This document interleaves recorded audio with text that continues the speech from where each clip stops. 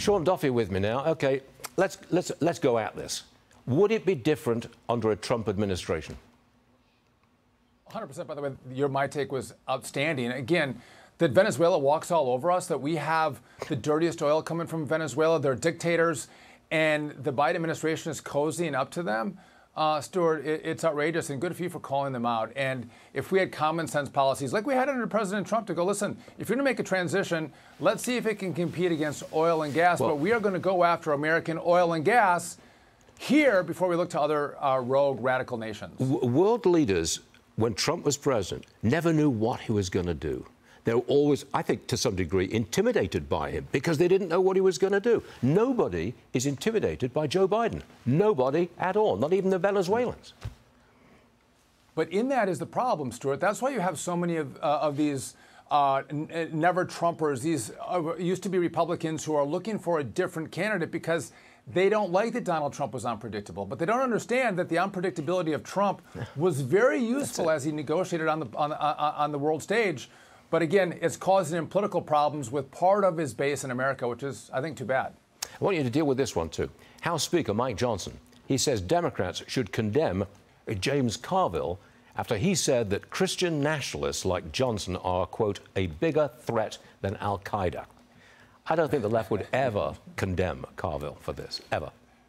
No, don't hold your breath, Stuart. But this is what the left is doing. They're trying to otherize Americans who disagree with the radical transformation of America to this progressive ideology that we've never known in this country. If you look at the roots and foundation of America, it is based on Christian principles and Christian values and Christian people who built it.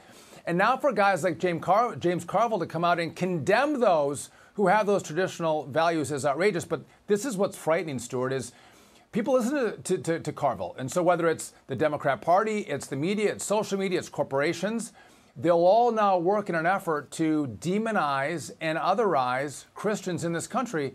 And so this is a real threat. And you see the FBI actually going after Christians themselves.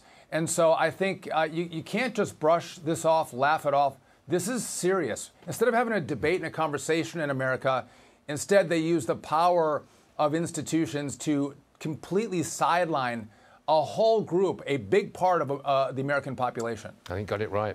You know, we have to talk Bitcoin. As you know, it just hit $41,600, highest I think since May of 2022. Now I know you're a big fan. Look, obviously Bitcoin is making something of a recovery here, and I want to apologize to you for talking down Bitcoin and other cryptos all those months ago when they seemed to be in the trough. So I do apologize, and I won't do it again, okay? I'm smiling, Stuart. Your apology is accepted. Listen, but this has been a big run. There's a lot of hype around whether the SEC is going to approve an ETF. They think that will happen if it does after the first of the year. That's giving a lot of juice to Bitcoin. A halving event for Bitcoin, which means the miners will get half of the reward for all of their mining. That happens in May. After that's happened in the past, you've seen a rally in Bitcoin. So those two things combined, I think, has been a lot of the juice behind almost a $42,000 Bitcoin rally. Again, I'm still bullish on this. There's some who say it's going to collapse. It's going back to 15,000, 20,000. You got others who are saying it's going to 200,000. So again, this is a pathway for people who maybe want a different kind of investment, who also think that the dollar is not so great right now with $33 trillion in debt on the way to $50 trillion.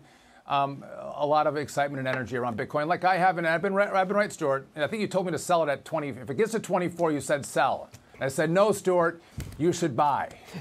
Okay, Duffy was right. One more time. I apologize. Mea culpa, maxima culpa. Okay, I got that one right. Sean, you are all right, and congratulations on your Bitcoin investment.